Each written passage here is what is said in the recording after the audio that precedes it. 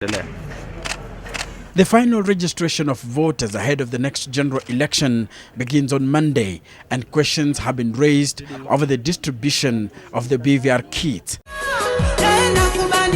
The opposition wanted a BVR kit for every registration center across the country. We will not expect anything less than a biometric voter registration kit for each of the 44 polling stations. Given the resources that we have, we cannot go there.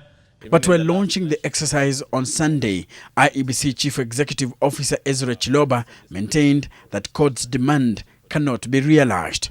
A total of 7,793 biometric voter registration kits will be shared by 24,613 registration centers. In 2012, a total of 15,000 BVR kits were purchased by the Grand Coalition government.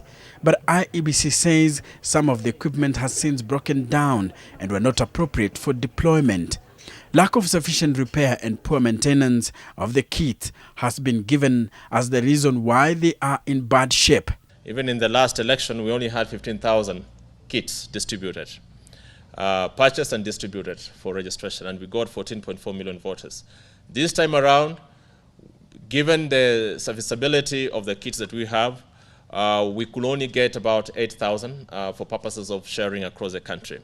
The electoral body also says budget constraints were also part of the reason why fewer kits will be in use during the exercise that ends on the 14th of February. The scramble for numbers by the Jubilee and the opposition has quickly shifted to the voter listing.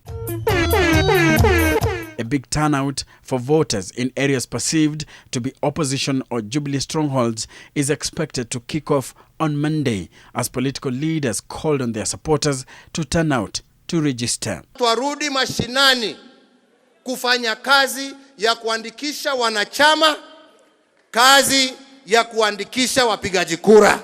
Tuna habari ya kwamba vyombo vya kuandikisha watu vile vinafanya kazi, vile viko na betri sawasawa, vile havitakwama, vimepelekwa kwa area za Jubilee, na area zetu wataanza kutuambia betri imekufa, mashini ni mbaya, mfanya kazi hayuko, sijui nini.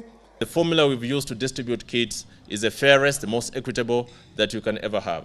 And for us, we don't say, you know, this is opposition, this is a government party. We are looking out for Kenyans who are eligible to register as voters to do so. And so what formula has IEBC used to distribute the kits across the country? The way the county assemblies were demarcated, those parameters of population, size, social amenities were taken into consideration to find equitable distribution. Every county assembly ward will either have a minimum of 3 or a maximum of 10 kits.